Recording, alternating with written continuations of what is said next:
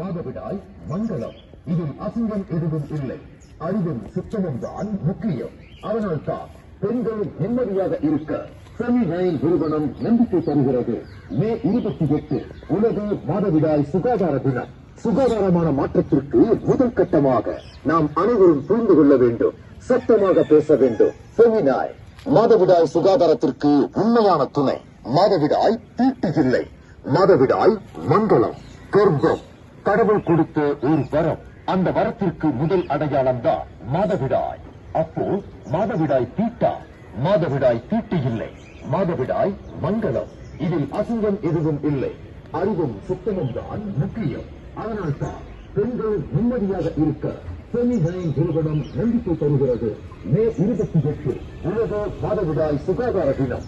சுகாதாரமான மாற்றத்திற்கு முதல் கட்டமாக நாம் அனைவரும் புரிந்து கொள்ள வேண்டும், சத்தமாக பேச வேண்டும். ஃபெமினைல் மாதவிடாய் சுகாதாரத்திற்கு உண்மையான துணை.